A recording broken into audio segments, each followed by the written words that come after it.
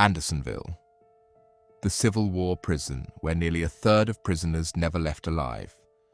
Confederate forces built an open-air prison camp with no shelter, no proper sanitation, and severely limited food, and packed it with tens of thousands of captured Union soldiers far beyond anything the camp could actually sustain. Within 14 months, nearly 13,000 men died there, roughly a third of everyone held inside. The camp's commander became the only person formally executed for war crimes committed during the entire American Civil War. Camp Sumter, the formal name for the Confederate prisoner of war facility that would become considerably better known by the name of its nearest town, Andersonville, Georgia, was established in early 1864 specifically to hold captured Union soldiers, constructed as the broader Confederate prisoner exchange system that had previously managed captured soldiers on both sides throughout the war's earlier years, increasingly broke down, driven substantially by escalating disputes between Union and Confederate authorities regarding the treatment and exchange status of captured black Union soldiers, a breakdown that meant considerably larger numbers of captured prisoners on both sides required sustained, longer-term confinement than the war's earlier prisoner exchange arrangements had generally required. Andersonville's specific design proved genuinely, catastrophically inadequate for the actual prisoner population it would eventually hold, since the camp consisted essentially of an open, exposed outdoor stockade enclosure, with no constructed shelter whatsoever provided for prisoners, who were instead expected to construct whatever makeshift protection from sun, rain, and cold they could manage using whatever limited materials they happened to possess or could scavenge, conditions that proved genuinely brutal across Georgia's varied seasonal weather throughout the camp's operational period.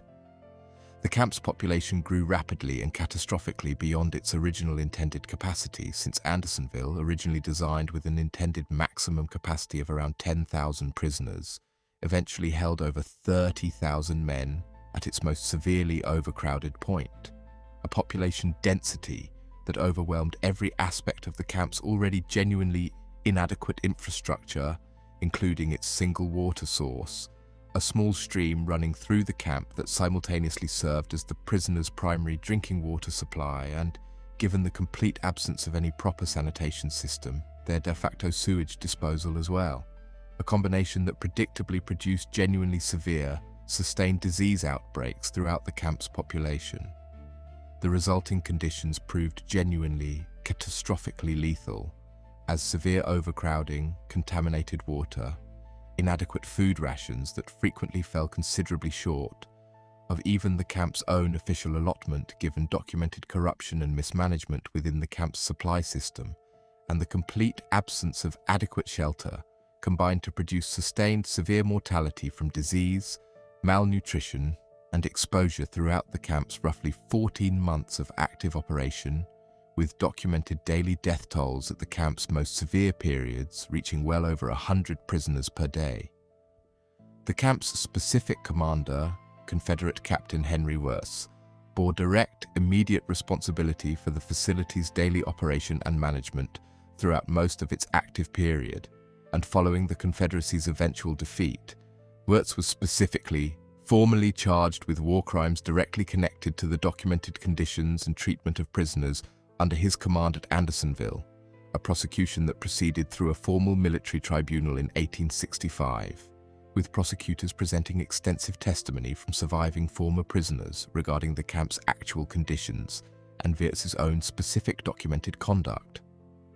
Wirz's defense during the trial argued that he had operated under genuine, severe resource constraints imposed by the broader Confederate government's own increasingly desperate wartime supply situation,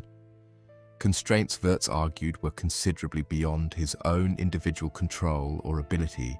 to meaningfully address an argument that,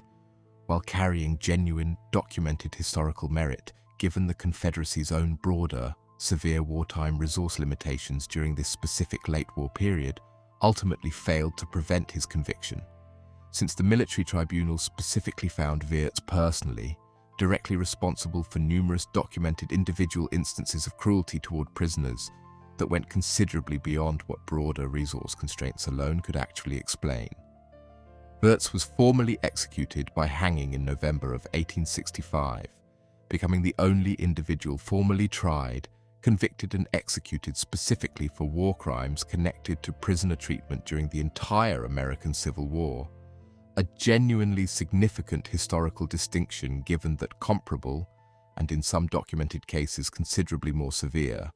prisoner mortality rates were recorded at several Union-operated prison camps holding captured Confederate soldiers during the same broader period, camps whose commanders, despite these comparable documented conditions,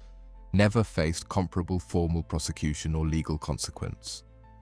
This specific disparity, a single Confederate camp commander facing formal execution, while comparable Union-run facilities documented mortality and conditions never generated equivalent formal prosecution, has remained a genuinely significant, sustained point of historical debate among researchers studying the war's broader prisoner treatment record, with some historians arguing Wirz's prosecution reflected genuine, specific individual culpability beyond broader systemic wartime conditions, while others have argued the prosecution reflected the broader political reality that the war's ultimate victors held considerably more practical ability to formally prosecute the losing side's conduct than the reverse. What makes Andersonville endure as one of history's most significant examples of prisoner of war camp mortality isn't simply the staggering scale of documented deaths within a single camp over a relatively brief operational period, genuinely catastrophic as that toll remains, but the specific, sustained historical debate the camp's aftermath generated regarding individual versus systemic responsibility for wartime atrocity, a single formally executed commander standing as the war's sole formal war crimes conviction, despite documented evidence that severe, lethal prisoner mistreatment extended considerably beyond any single camp or individual commander's personal responsibility alone. If stories like this, where history's only formal accountability for a widespread systemic failure fell on a single individual, while comparable conditions elsewhere never faced the same reckoning, are exactly what you come here for. Subscribe to The Grave Details, because history holds more stories like this than most people will ever know.